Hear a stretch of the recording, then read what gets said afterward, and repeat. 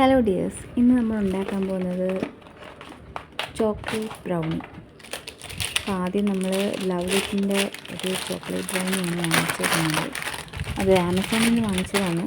അതിൻ്റെ അകത്തുനിന്ന് 100 gram dark compound നമ്മൾ കട്ട് ചെയ്തെടുക്കണം. ഞാൻ ഇച്ചിരി എടുത്തതായിരുന്നു, അതിൻ്റെ ബാലൻസാണ്. നല്ലതുപോലെ കവർ ചെയ്ത് വെച്ചില്ലെങ്കിൽ നമുക്ക് പെട്ടെന്ന് ചീത്തയായി പോകും കേട്ടോ. അതുകൊണ്ട് നല്ലതുപോലെ കവർ ചെയ്ത് വെക്കണം. ഉപയോഗിച്ച് കഴിഞ്ഞതിന് ശേഷം 100 ഗ്രാം എടുക്കണം. അതിനകത്ത് മാർക്ക് ചെയ്തിട്ടുണ്ട് 5 കോമ്പൗണ്ടാണ്, 1/2 കിലോയാണ് ഇത് വാങ്ങിച്ചത്. അതിൽ നിന്ന് ഒരു ബാർ നമ്മളിങ്ങനെ കട്ട് ചെയ്തെടുത്താൽ മതി കേട്ടോ. എന്നിട്ട് നനയാണ്ട് അടച്ചു വെക്കണം. പിന്നെ ബട്ടർ ഒരു പാക്കറ്റിൻ്റെ 1/4 ഭാഗം എടുത്താൽ മതി, അതും ഇടണം. ഈ കത്തിക്കകത്തും പാത്രത്തിനകത്തും ഒട്ടും നനവ് പാടില്ല. എന്നിട്ട് വെള്ളം ചൂടാക്കിയ വെള്ളത്തിലോട്ട് നമ്മളിത് എടുത്ത് വെച്ചിട്ട് മെൽറ്റ് ചെയ്തെടുക്കണം. നമ്മൾ ഇളക്കുന്ന സാധനത്തിലൊന്നിലും നനവ് പാടില്ല. പിന്നെ ഈ പാത്രത്തിലോട്ട് എടുത്ത് വെക്കുമ്പം ഈ പാത്രം താഴെ തട്ടരുത്. ഈ വെള്ളം തിളയ്ക്കുന്നതിൽ തട്ടാതെ വേണം നമ്മൾ പൊക്കി പിടിച്ചിട്ട് വേണം അത് തിളപ്പിക്കാൻ. ഇല്ലെങ്കിൽ നമുക്കത് നല്ല രീതിയിൽ അത് മെൽറ്റ് ചെയ്ത് വരത്തില്ല. അതുകൊണ്ട് അത് കൈ പിടിച്ചിട്ട് നമ്മൾ നല്ല രീതിയിൽ ഇളക്കിക്കൊണ്ടിരിക്കണം. കുറച്ച് നേരം കഴിയുമ്പോൾ അങ്ങ് മെൽറ്റായി വന്നോളും. വെള്ളമൊന്നും ഇല്ലയെന്ന് നമ്മൾ ഉറപ്പ് വരുത്തണം കേട്ടോ.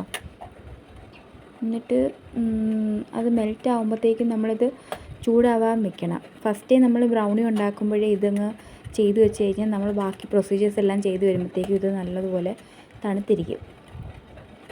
എന്നിട്ട് നല്ല രീതിയിലൊന്ന് മെൽറ്റ് ചെയ്യണം. ശരിക്കും നമ്മൾ കടയിൽ നിന്ന് വാങ്ങിക്കുന്നതിനെക്കാട്ടിലും ഭയങ്കര ലാഭമാണ് നമ്മൾ വീട്ടിലിത് ഉണ്ടാക്കുന്നത്. നല്ല രീതിയിൽ മെൽറ്റ് ചെയ്യാൻ നോക്കണം.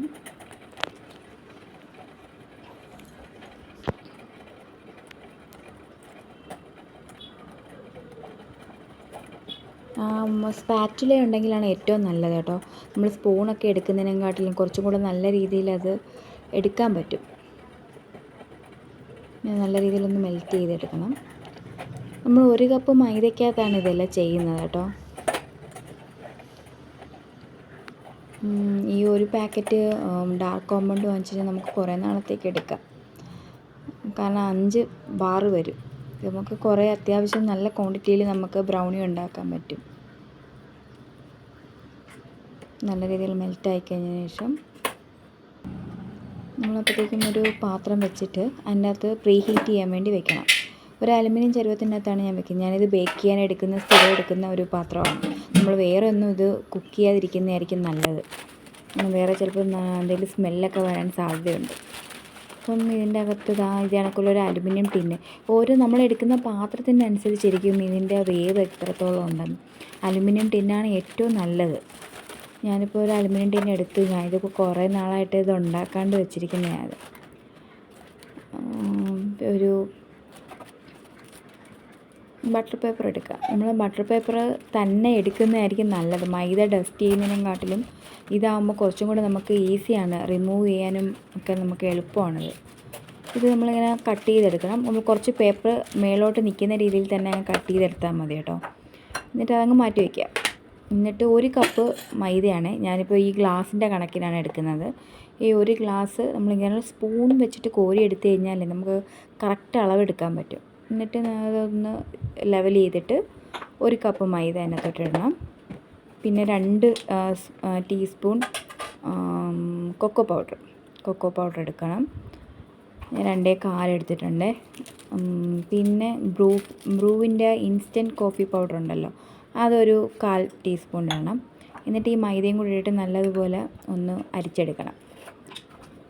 എന്നിട്ട് നമ്മളിതൊന്ന് അരിച്ചിട്ട് ജസ്റ്റ് ഒന്നും കൂടെ ഒന്ന് മിക്സ് ചെയ്യണം കേട്ടോ. ഞാനത് വീഡിയോയ്ക്കകത്ത് ഇതില്ല. അപ്പോൾ ജസ്റ്റ് ഒന്ന് സീവ് ചെയ്തെടുക്കണ്ട. ജസ്റ്റ് ഇതൊന്ന് നമ്മുടെ മറ്റേ സ്പൂൺ വെച്ചിട്ടൊന്ന് മിക്സ് ചെയ്താൽ മതി. എന്നിട്ട് 2 മുട്ട എടുക്കണം. 2 മുട്ടയ്ക്കകത്ത് 1/4 കപ്പ് പഞ്ചസാര.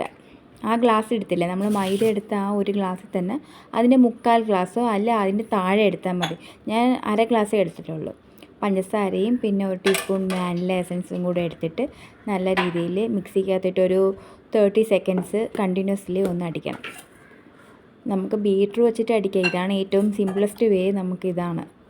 എന്നിട്ട് ഇതിൻ്റെ അകത്തോട്ട് നമ്മൾ ആദ്യം കൊക്കോ കൊക്കോ മെൽറ്റ് ചെയ്തിരിപ്പുണ്ടല്ലോ, അത് ഇതിനകത്തോട്ട്, ചോക്ലേറ്റ് ഉണ്ടല്ലോ, ആ ചോക്ലേറ്റ് മെൽറ്റ് ചെയ്ത് ഇതിനകത്തോട്ട് ഒഴിക്കണം.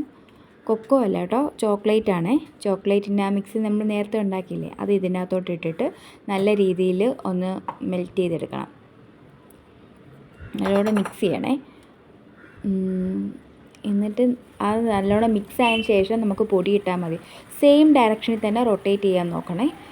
നമ്മൾ കേക്ക് ഉണ്ടാക്കുമ്പോഴും സെയിം ഡയറക്ഷനിൽ. ഞാനിതിപ്പോൾ സ്പീഡിൽ കാണിക്കുന്നെങ്കിൽ ഞാൻ പതുക്കെയാണ് ചെയ്യുന്നത്, ബബിൾസ് പോകാതിരിക്കാൻ വേണ്ടിയിട്ട്. പിന്നെ ഇത് ഇച്ചിരി കട്ടിക്കാണ് വരുന്നത്. നമ്മൾ കേക്കിനെയും കാട്ടിലും നല്ല കട്ടിക്കായിരിക്കും നമുക്ക് ഈ ബ്രൗണി കിട്ടുന്നത്.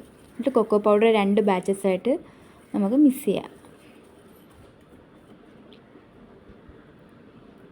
നല്ല രീതിയിൽ മിക്സ് ചെയ്തിട്ട് അടുത്ത ബാച്ചസും കൂടി ഇട്ടിട്ട് നമുക്ക് നല്ല രീതിയിൽ മിക്സ് ചെയ്യാം കേട്ടോ ഒന്നുകൂടെ. എന്നിട്ട് നമുക്ക് ആ കേക്ക് ടിന്നിൻ്റെ അകത്തോട്ട് ഒഴിച്ചിട്ട് ഒരു 30 മിനിറ്റ്സ് ആണ്, 30 to 45 മിനിറ്റ്സ് ആണ്. അത് നമുക്ക് ഈ ടെമ്പറേച്ചർ പോകുന്നതിൻ്റെ ഇതിൽ ഇടയിൽ കൂടെയൊക്കെ പോവുകയാണെങ്കിൽ ചിലപ്പം കുറച്ച് ടൈം കൂടുതലെടുക്കും. എൻ്റെ പാത്രം നല്ല രീതിയിൽ അടയുന്നില്ല, അപ്പോൾ അതിൻ്റെ ഇടയിൽ കൂടെ ആവി പോകുന്നുണ്ട്. അപ്പോൾ അതൊക്കെ നമുക്ക് ടൈം വ്യത്യാസം വരും. എന്നാലും ഒരു 30 മിനിറ്റ്സൊക്കെ ആകുമ്പം, ഒരു 25-30 മിനിറ്റ്സൊക്കെ ആകുമ്പം ജസ്റ്റ് ഒന്ന് തുറന്ന് നോക്കാം, വെന്തോ ഇല്ലയോ എന്നുള്ളത്. വല്ല എന്തെങ്കിലും വെച്ചിട്ടൊന്ന് കുത്തി നോക്കി കഴിഞ്ഞാൽ അറിയാൻ പറ്റും. ആ ഒട്ടിപ്പിടിക്കുന്നില്ലെങ്കിൽ അത് വെന്തിട്ടുണ്ട്. ഇനി ആ കേക്ക് ടിന്നിലോട്ട് ഒഴിക്കുക. കുറച്ച് കട്ടി ഉണ്ടാവും, നമ്മൾ കേക്ക് ഒഴിക്കുന്ന കണക്കുപോലെ ഒരു റിബൺ കൺസിസ്റ്റൻസി ആയിരിക്കത്തില്ല, കുറച്ച് കട്ടി. നമ്മളൊന്ന് ജസ്റ്റ് ഒന്ന് സ്പ്രെഡ് ചെയ്യുക, സ്പാച്ചില വെച്ചിട്ട് തന്നെ ഒന്ന് നല്ല രീതിയിലൊന്ന് സ്പ്രെഡ് ചെയ്തിട്ട് നമുക്ക് വേവിക്കാൻ വയ്ക്കാം. ചൂട് കാണും പാത്രത്തിനകത്ത്, അപ്പോൾ നോക്കിയിട്ട് വേണം എടുക്കാൻ. ഞാൻ ഒന്ന് ടാപ്പ് ചെയ്തിട്ട് വെച്ചതാണ്. എന്നിട്ട് ഇത് അടച്ച് വെച്ചിട്ട് ഒരു 35 മിനിറ്റ്സ് കഴിഞ്ഞിട്ടൊന്ന് തുറന്ന് നോക്കണേ. എനിക്ക് 45 മിനിറ്റ്സായി, കൃത്യം 45 മിനിറ്റ്സ് ആയപ്പോഴത്തേക്കും ഇത് നല്ലതുപോലെ വന്നിട്ടുണ്ട്. നല്ല മണമാണ് കേട്ടോ വീടിനകത്ത് മുകളിൽ. അപ്പം തന്നെ നമുക്ക് അതിൻ്റെ അകത്തുനിന്ന് എടുത്ത് മാറ്റണം. അതാണ് ഞാൻ പറഞ്ഞത്, ബട്ടർ പേപ്പർ ഇച്ചിരി വലുതായിട്ട് വെച്ച് കഴിഞ്ഞാൽ നമുക്ക് എടുത്ത് വെക്കാൻ എളുപ്പമായിരിക്കും. ഞാൻ ഫോണും പിടിച്ചുകൊണ്ടാണ് ഇതെടുത്ത് മാറ്റി വയ്ക്കുന്നത് കേട്ടോ. ഇതപ്പം തന്നെ നമുക്കിത് ഇളക്കി മാറ്റാൻ പറ്റും കേട്ടോ. ഇളക്കി മാറ്റിയിട്ട് പുറത്തോട്ട് എടുത്ത് വെക്കണം. എന്നിട്ട് തണുക്കണം. തണുത്ത് കഴിഞ്ഞിട്ട് നമുക്ക് മുറിച്ചാൽ മതി കേട്ടോ. ഒരു 2 മണിക്കൂറെങ്കിലും നമ്മൾ വെയിറ്റ് ചെയ്യണം കേട്ടോ. അത് കഴിഞ്ഞിട്ടേ നമ്മളിത് മുറിക്കാവൂ. എന്നാലേ ആ ടേസ്റ്റ് നല്ല രീതിയിൽ അറിയാൻ പറ്റത്തുള്ളൂ.